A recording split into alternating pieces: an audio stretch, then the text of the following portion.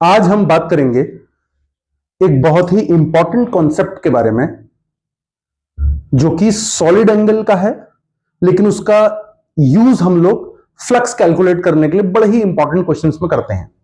ठीक है, जैसे जेई की प्रॉब्लम्स में या फिर अगर आप इरोडोव सॉल्व कर रहे हैं तो वहां पर भी आपको सॉलिड एंगल का कॉन्सेप्ट बहुत अच्छे ढंग से आना चाहिए। राइट, देखो अगर मैं बेटा एंगल की बात करूं, एंगल सपोज करो मैं बात करता हूं एंगल की, तो मेरे पास दुनिया में दो तरीके के एंगल होते हैं। फर्स्ट कैटेगरी ऑफ एंगल को बोला जाता है, फर्स्ट कैटेगरी को बोला जाता है प्लेन एंगल,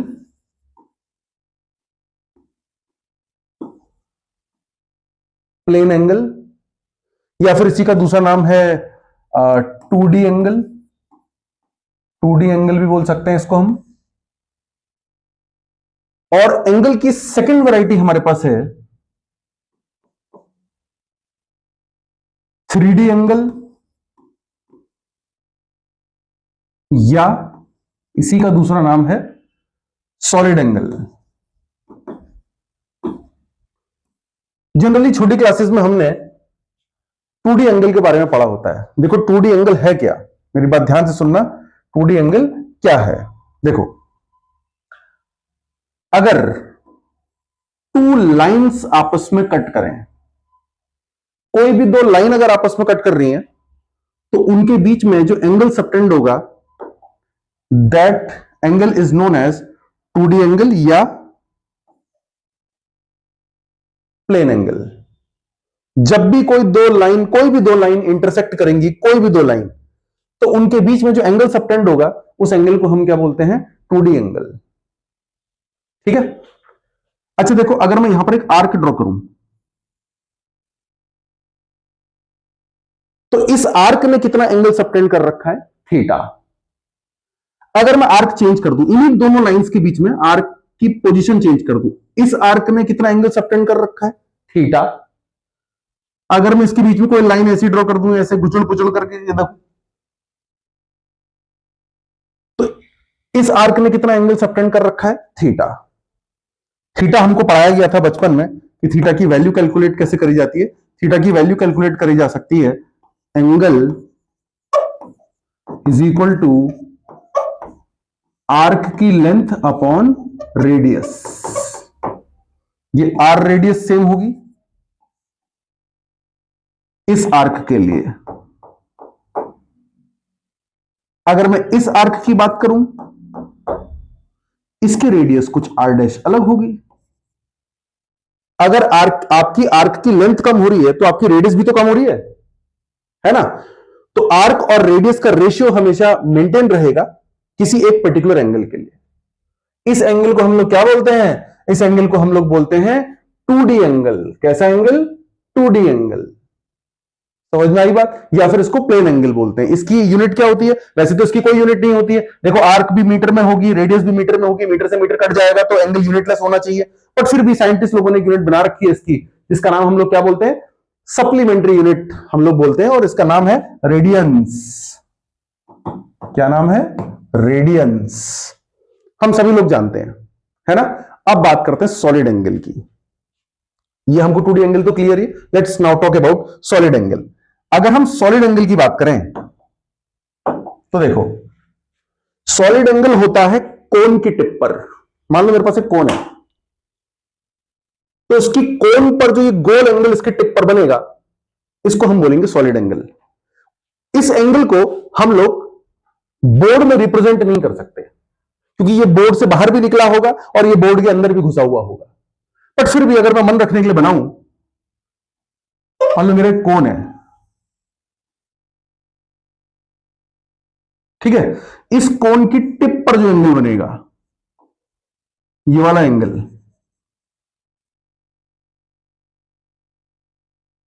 ये वाला एंगल, अब ये ऐसे करके बाहर निकला होगा, देखो कि यूं करके बोर्ड से बाहर भी निकला होगा और ऐसे करके बोर्ड के अंदर भी गया होगा, सॉफ्टी टाइप की बन रही होगी, आइसक्रीम वाला जो कोन होता है ना। इस एंगल को हम लोग बोलते हैं अपने आप में 3D एंगल या सॉलिड एंगल, और इसको जनरली हम लोग रिप्रेजेंट कर देते हैं ओमेगा से। राइट, डिफरेंस समझ में आया क्या है? 2D एंगल बनता है दो लाइन के इंटरसेक्शन से, 3D एंगल लाइन के इंटरसेक्शन से नहीं बनता है, वो कोन की टिप पे बनता है, कोन की टिप पे बनेगा हमारा 3D एंगल। और ये 3D एंगल विश्वास मानो बहुत हेल्पफुल होता है हमको फ्लक्स के क्वेश्चंस को, जो थोड़े टफ क्वेश्चंस होते हैं फ्लक्स के, जैसे इरोडोव की अगर बात करूं तो इरोडोव में 3 क्वेश्चन ऐसे हैं जो सॉलिड एंगल से सॉल्व हो जाते हैं। राइट, हम भी इस कॉन्सेप्ट को सीखते हैं। देखो, ये तो हमको पता ही है 2D angle arc upon radius, but solid angle को हम कैसे डिफाइन कर सकते हैं? देखो, सॉलिड एंगल को कैसे डिफाइन किया गया, थोड़ा समझते आओ। अब हम सिर्फ किसकी बात करेंगे? अब हम सिर्फ सॉलिड एंगल की बात करते हैं। ओके, देखो, मान लो मेरे पास एक कोन है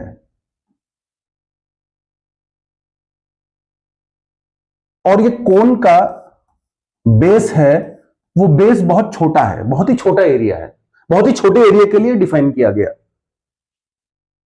ये छोटा सा एरिया है डीए।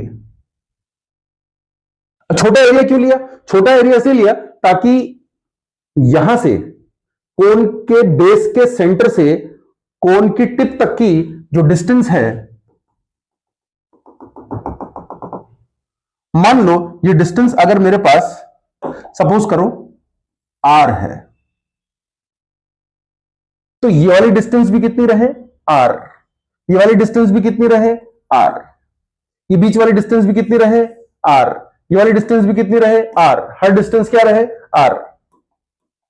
मेरी बात समझ में आई? तो जितना आप इसका बेस का एरिया छोटा लोगे तो हर पॉइंट से वर्टेक्स तक की डिस्टेंस लगभग सेम मानी जाएगी यार। इसलिए मैंने इस बेस को बहुत छोटा ले लिया, डी एरिया। डिफाइन कैसे किया गया? जो यहां पर सॉलिड एंगल बनेगा, जो यहां पर हमारा सॉलिड एंगल बनेगा, उस सॉलिड एंगल को डिफाइन किया गया। देखो, यहां पर बनेगा हमारा सॉलिड एंगल,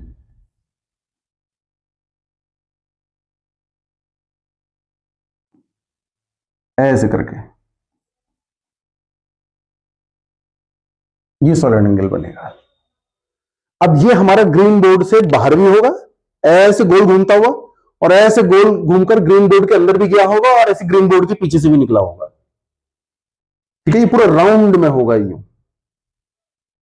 अब इसको हम लोग ओमेगा से रिप्रेजेंट करते हैं सॉलिड एंगल को। अब डिफाइन कैसे किया गया? डिफाइन किया गया ओमेगा इज इक्वल टू जो इस कोन का बेस एरिया है, छोटे से कोन का छोटा सा base area DA, divided by जो ये परपेंडिकुलर डिस्टेंस है, या फिर मैं कहूं हाइट है कोन की। यहां पर हाइट और स्लांट हाइट सब बराबर है कोन की, क्योंकि मैंने एरिया बहुत छोटा ले रखा है। तो फिलहाल अगर मैं हाइट बोलूं कोन की, उसके स्क्वायर, बेस एरिया और हाइट ऑफ द कोन के स्क्वायर के रेशियो के इक्वल होता है हमारा सॉलिड एंगल। देखो, डीए की वैल्यू क्या होगी? एरिया होगा मीटर स्क्वायर में, डिस्टेंस होगी, लेंथ होगी यार मीटर में, उसका स्क्वायर कर दिया तो मीटर स्क्वायर से मीटर स्क्वायर कट गया। ये भी अपने आप एक यूनिटलेस क्वांटिटी होगी, लेकिन इसकी हमने यूनिट रखी हुई है। क्या यूनिट रखी गई है? स्टेरेडियंस। ये भी एक सप्लीमेंट्री यूनिट है। याद करो, क्लास 11th में जब बच्चा जाता है तो उसको पहले पहले चैप्टर, डायमेंशन वाले चैप्टर बताया जाता है कि बेटा हमारे पास कुछ क्वांटिटी ऐसी होती है जिनके पास यूनिट नहीं होती, लेकिन उनको फिर भी हमने जबरदस्ती यूनिट दे देते हैं। वो क्या थी? वो सॉलिड एंगल और प्लेन एंगल, यानी 2D एंगल और 3D एंगल थी हमारे पास। इनको हम सप्लीमेंट्री यूनिट्स बोलते हैं। तो वही आ गई हमारे पास सप्लीमेंट्री यूनिट्स, स्टेरेडियंस। ठीक है, और देखो एक मजे की चीज देखो, अगर मैं आपसे बोलूं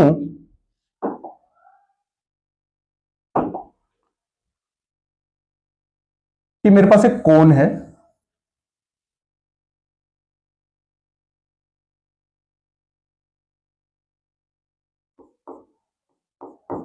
इसकी टिप पे सॉलिड एंगल बन रहा है ओमेगा। अगर मैं इस कोन को थोड़ा छोटा कर दूं, देखो ये बेस ले लूं, ये वाला एरिया लेने के बजाय अगर मैं ये वाला एरिया ले लूं, ऊपर वाले को भूल जाऊं, तो सॉलिड एंगल कितना होगा? ओमेगा ही तो होगा यार। अगर मैं ये वाला बेस ले लूं, तो सॉलिड एंगल कितना होगा, ओमेगा। यानी ओमेगा सॉलिड एंगल पर अलग अलग बेस एरिया हमारे पास हो सकते हैं। ठीक है। अच्छा देखो, अगर मैं ऐसा बोलूं,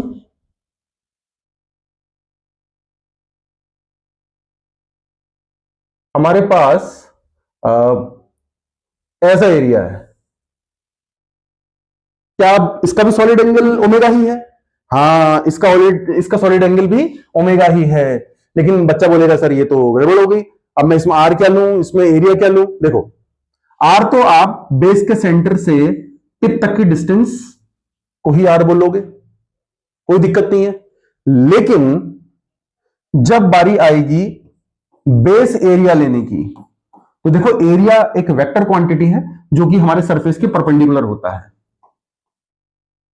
ऐसे केस में हम क्या करेंगे, हम एरिया का वो वाला कंपोनेंट ले लेंगे। अगर मान लो एंगल थीटा है तो हम इस एरिया का वो वाला कंपोनेंट लेंगे जो कंपोनेंट हमारे आर के बेस के परपेंडिकुलर होगा, यानी हमारे आर के पैरेलल होगा, हम वो वाला कंपोनेंट लेंगे।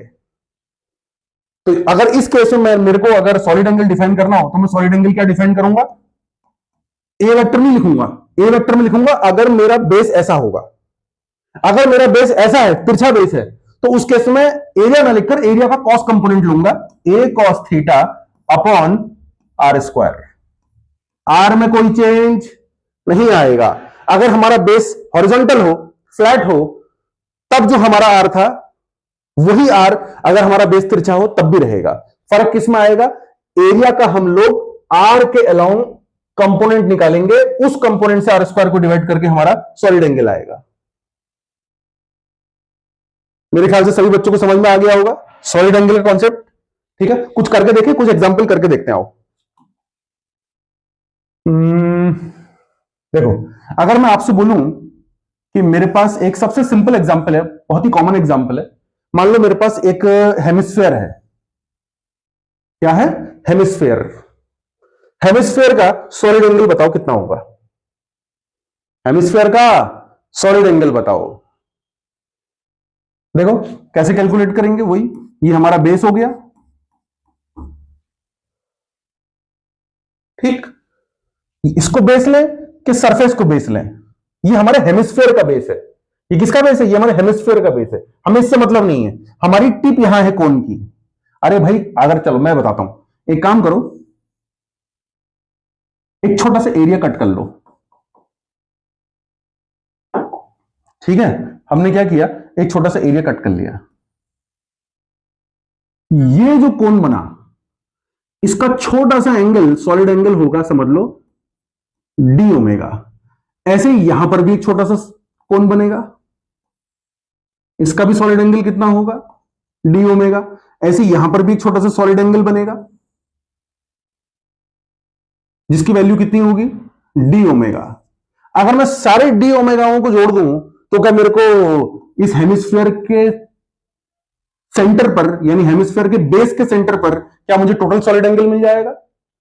बिल्कुल। कैसे करो, देखो यहां से यहां तक की डिस्टेंस क्या होगी, आर। यहां से यहां तक की डिस्टेंस क्या होगी, आर। ऐसी अगर आप इस कोण में भी देखोगे तो यहां से यहां तक की डिस्टेंस क्या होगी, आर। इस कोण में भी देखोगे यहां से यहां तक की डिस्टेंस क्या होगी, हर कोण के लिए वर्टिकल हाइट कितनी आ रही है, आर। तो अगर अपन लोग सॉलिड एंगल निकालेंगे, यहां पर अगर मान लो हम लोग सॉलिड एंगल कैलकुलेट करें या 3D एंगल कैलकुलेट करें, तो ये छोटा सा एरिया, मान लो छोटा सा एरिया है D A, D A upon R square. ये छोटा सा सॉलिड एंगल आएगा डी ओमेगा, ये जो मैंने बीच में लिखे हैं डी ओमेगा छोटे छोटे। अगर मुझे पूरा सॉलिड एंगल निकालना है तो मुझे क्या करना पड़ेगा, ऐसे छोटे छोटे सॉलिड एंगलों को इंटीग्रेट करना पड़ेगा। तो मेरे पास ओमेगा कितना आया, देखो 1/r² तो कांस्टेंट है, बाहर आ गया, अंदर बचा डीए। डीए मतलब ये छोटे छोटे छोटे छोटे, ये भी एरिया, ये भी एरिया, ये भी एरिया, और ये वाला एरिया, ये वाला एरिया, हर जगह पर हम सारे एरिया को क्या कर देंगे, इंटीग्रेट करना, मतलब टोटल सरफेस एरिया लिख देंगे। किसका, हेमिस्फीयर का। हेमिस्फीयर का टोटल सरफेस एरिया कितना होता है, पूरे पूरे स्फीयर का कितना होता है, 4πr²। तो हेमिस्फीयर का क्या होगा, 2πr²। 2 पाई आर स्क्वायर से आर स्क्वायर कटा और हेमिस्फीयर का सॉलिड एंगल कितना आया 2 पाई। हेमिस्फीयर का सॉलिड एंगल कितना आया 2 पाई। तो इस तरीके से हम लोग सॉलिड एंगल बड़े आसानी से कैलकुलेट कर सकते हैं। लेकिन सॉलिड एंगल्स को कैलकुलेट करने के बाद भी हमारे कुछ क्वेश्चंस ऐसे हैं, कुछ लॉजिक ऐसे हैं या कुछ सिचुएशंस ऐसी होती है जहां पर बच्चा फंस जाता है। क्योंकि जनरली सॉलिड एंगल को ऑब्जर्व करना बहुत टफ है, क्योंकि वो कॉपी से बाहर निकला होता है सॉलिड एंगल, है ना। कॉपी के अंदर तो है नहीं, वो तो कॉपी से बाहर निकला हुआ है। तो इस एंगल को ऑब्जर्व करना बहुत टफ होता है। तो फिर क्या करें? इसके लिए एक आसान तरीका और निकाला गया। देखो आसान तरीका क्या निकाला गया। मान लो मैं आपसे बोलूं, समझने के लिए देखना, मैं आपसे बोलूं कि बेटा मेरे पास एक स्फेयर है। क्या है? स्फेयर है। ये स्फेयर का सेंटर है और ये स्फेयर की एक कैप है।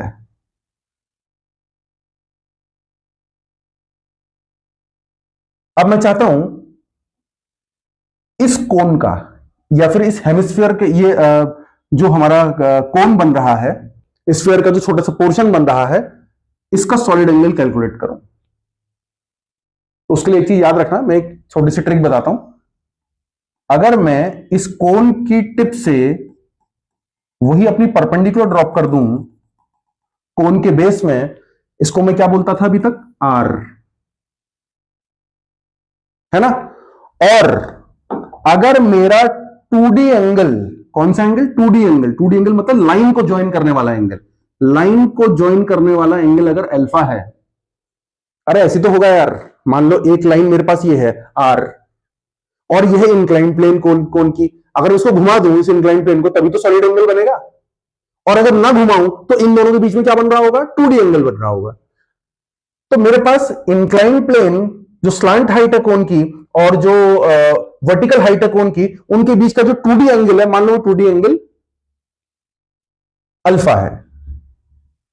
और इसकी टिप में जो सॉलिड एंगल बन रहा होगा, यहां पर जो सॉलिड एंगल बन रहा होगा, मान लो सॉलिड एंगल कितना था? ओमेगा। कितना था? ओमेगा। तो एक बहुत ही इंटरेस्टिंग रिलेशन है हमारे पास कि अगर कभी हमें किसी कोन का, ध्यान से सुनो, अगर हमें किसी कोन का हाफ एंगल दे दिया जाए, हाफ वर्टिकल एंगल या 2D एंगल दे दिया जाए, आधा, जो टिप पे बन रहा हो, और हमें पूरी कोन का सॉलिड एंगल ओमेगा निकालना है, तो हमारे पास रिलेशन क्या है? हमारे पास रिलेशन है omega is equal to 2 pi bracket में 1 माइनस कॉस एल्फा। ये बहुत इंपॉर्टेंट रिलेशन है आपके जेई एग्जाम्स के लिए। समझ में आया मैंने क्या बोला? एक बार दोबारा सुनो। मैंने लिया एक सर्किल, सर्किल में ड्रॉ किया एक कोन, कोन का है एक बेस, बेस और टिप को ज्वाइन करती हुई वर्टिकल लाइन है आर। इस वर्टिकल लाइन और स्लांट हाइट यानी इंक्लाइन हाइट ऑफ कोन के बीच में 2D एंगल है, यानी प्लेन एंगल है अल्फा, और इसकी टिप पे जो सॉलिड एंगल बन रहा है दैट इज ओमेगा। अगर हमें अल्फा दिया हो तो मैं सॉलिड एंगल निकाल सकता हूं। मैं वैसे भी निकाल सकता हूं इंटीग्रेशन कर करके, लेकिन मैं कहां तक इंटीग्रेट करता रहूंगा? मैंने हेमिस्फीयर बताया था ना आपको, हेमिस्फीयर के अलावा कोई और शेप होगी तो मेरे को फिर इंटीग्रेट करना पड़ेगा। तो हमें बार बार इंटीग्रेट ना करना पड़े, इसके लिए हमने ओमेगा को कैलकुलेट करना सीखा in terms of 2D angle. क्योंकि 2D एंगल निकालना हमारे लिए बड़ा आसान है, प्रोटेक्टर लगाएंगे और नाप लेंगे, और जैसे हमें 2D एंगल अल्फा पता चल जाएगा, इस फॉर्मूला रखेंगे तो कोन के बेस पर हमें सॉलिड एंगल ही पता चल जाएगा। समझ में आई बात? अपनी स्क्रीन को 2 मिनट के लिए पॉज करो और इसको नोट करो अपनी कॉपी में, ठीक है? मैं आगे बढ़ता हूं। अब आते हैं क्वेश्चन पर। एक जेई का क्वेश्चन है, पुराना क्वेश्चन है हालांकि, पर देखो, मैं आपसे कहूं मेरे पास एक डिस्क है। क्या है? डिस्क। इस डिस्क की मैंने आपको रेडियस दे दी ए। इस डिस्क की रेडियस कितनी है? ए। और मैंने यहां पर एक चार्ज रखा है प्लस क्यू, और मैं आपसे कह रहा हूं कि बताओ इस डिस्क से कितना फ्लक्स पास होगा। एक डिस्क है, डिस्क की खुद की रेडियस ए है और इससे कुछ दूरी पर, चलो दूरी भी दे देते हैं, मान लो इससे आर दूरी पर एक पॉजिटिव चार्ज, पॉइंट चार्ज रखा है प्लस क्यू, और आपसे बोला गया है कि बताओ इस डिस्क में से कितना फ्लक्स पास होगा। कैसे कैलकुलेट करेंगे? अब ध्यान से सुनना मेरी बात, थोड़ा सा फ्लक्स को भी ध्यान देते हैं। मैं इसी क्वेश्चन पर आता हूं, बट थोड़ा और अच्छे ढंग से समझाने के लिए मैं तुम्हें कुछ बातें और डिटेलिंग करता हूं। देखो, अगर हम बात करें किसकी, फ्लक्स की, फ्लक्स की, मेरे पास अगर कोई भी क्लोज्ड गॉसियन सरफेस हो, कोई भी क्लोज्ड गॉसियन सरफेस हो, उसके अंदर कोई प्लस क्यू चार्ज रखा है, तो इसमें से कितना फ्लक्स पास होता है, क्यू बाय एप्सिलॉन नॉट, है ना।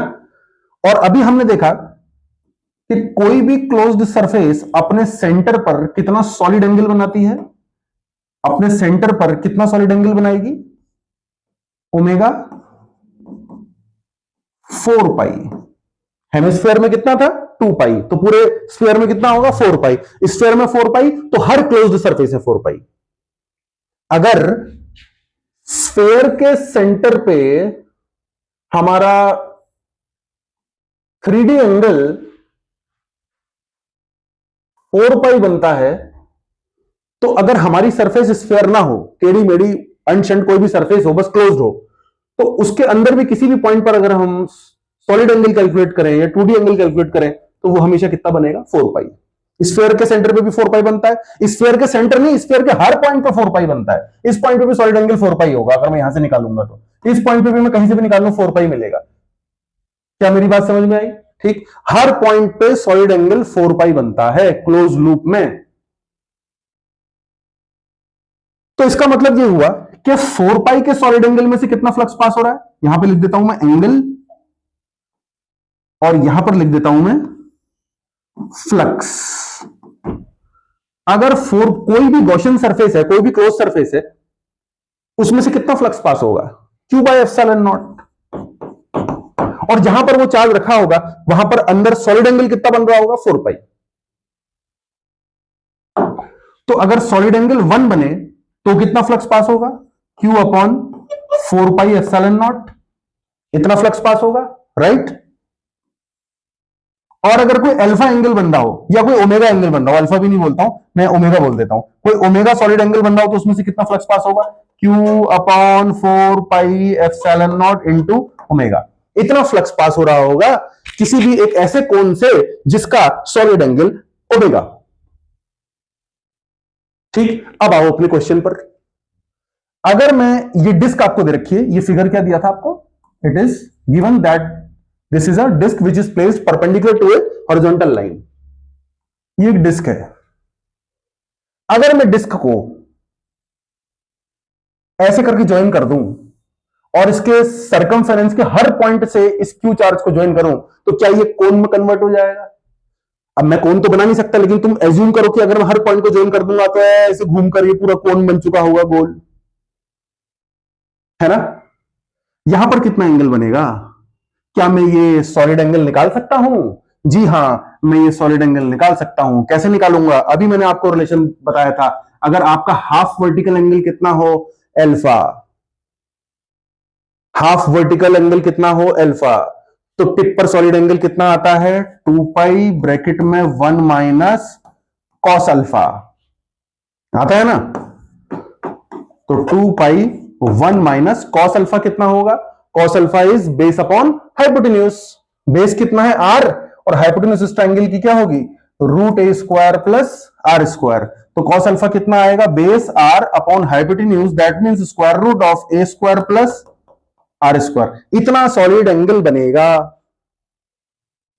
हर सॉलिड एंगल से कितना फ्लक्स पास होना चाहिए किसी भी सरफेस के लिए, Q upon 4 pi epsilon nought into जो भी उस सरफेस का सॉलिड एंगल है। तो इसका मतलब हमारे इस कोन से कितना फ्लक्स पास होगा, हमारे इस कोन से पास होगा Q by 4 pi epsilon nought into solid angle की जगह पर हम रख देंगे 2 पाई ब्रैकेट में 1 minus R upon square root of A square plus R square. Pi से पाई कटा, 2 2 या 4, जो बचा वो अपना आंसर। कितना आंसर बचा देखो, flux is equal to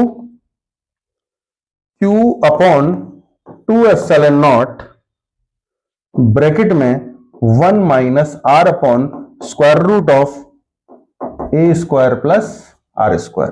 this is our answer. इतना फ्लक्स पास होगा इस कोन में से। अब जो फ्लक्स इस कोन में ट्रेवल करेगा वही ट्रेवल करते करते इस डिस्क में से भी बाहर निकलेगा।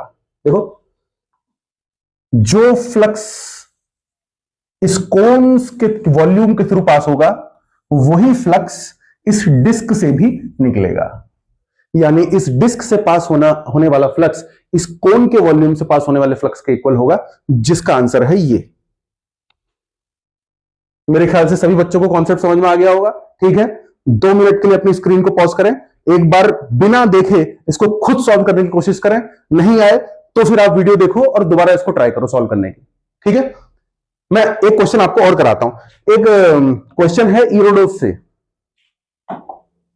जो बच्चे जेई एडवांस की तैयारी करते हैं वो लोग इरोडोव सॉल्व करते हैं और करनी भी चाहिए।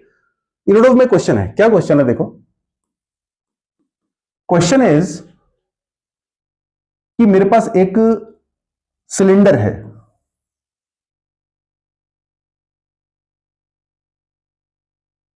क्या है?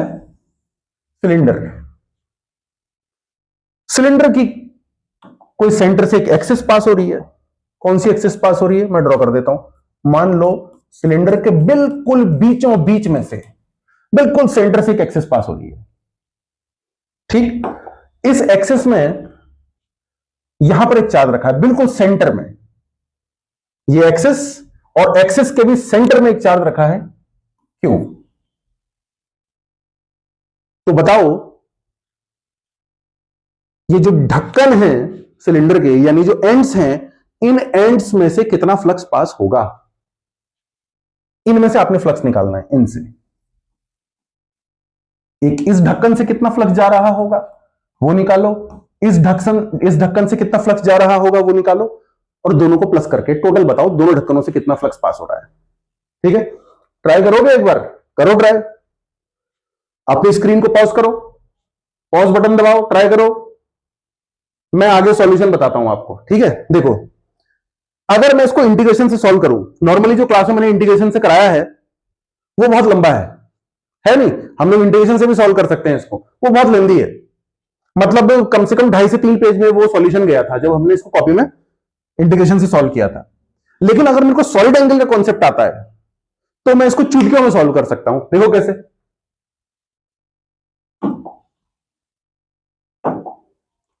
मैंने क्या किया, यहां से और यहां से लाइन ज्वाइन करी और एज्यूम किया कि इस लाइन को घुमाकर एक कोन बना दिया गया। ऐसे इस लाइन को घुमाकर गोल ऐसे कोन बना दिया गया। मैंने यहां से भी एज्यूम किया कि इस कॉर्नर और इस क्यू चार्ज को ज्वाइन करने वाली लाइन को अगर मैं घुमा दूं तो एक कोन इंप्लीमेंट हो जाएगा, कंस्ट्रक्ट हो जाएगा। राइट, कुछ डेटा भी आपको गिवन था। मान लो इसकी लेंथ आपको गिवन थी L और आपको इसकी रेडियस गिवन थी R, सपोज करो। फिर वही, अगर देखो मैं यहां पर हाफ एंगल अल्फा मान लूं, vertical angle half vertical angle alpha मान लूं, तो इस टिप पर सॉलिड एंगल कितना होगा? इस टिप पर देखो, यहां पर तो मैं डार्क करता हूं, देखो इस टिप पर सॉलिड एंगल कितना होगा? अल्फा तो 2D एंगल है, नॉर्मल लाइन को काटने वाला एंगल है, बट इसकी टिप पर सॉलिड एंगल कितना होगा? इसकी टिप पर सॉलिड एंगल होगा omega is equal to 2 pi bracket में 1 माइनस कॉस अल्फा। तो omega is equal to 2 pi 1 minus cos alpha को हम लोग निकाल सकते हैं perpendicular upon base upon hypotenuse. Base कितना है? L का half L/2 upon hypotenuse. Hypotenuse कितनी होगी? पाइथागोरस से निकालें इसको पाइथागोरस से निकालेंगे तो ये आ जाएगा square root of R square plus L/2 का स्क्वायर यानी L स्क्वायर बाय 4। ज्यादा इसको सॉल्व नहीं कर रहा हूं, इतना ही छोड़ दे रहा हूं। Root of R square plus L square by 4, इतना सॉलिड एंगल होगा।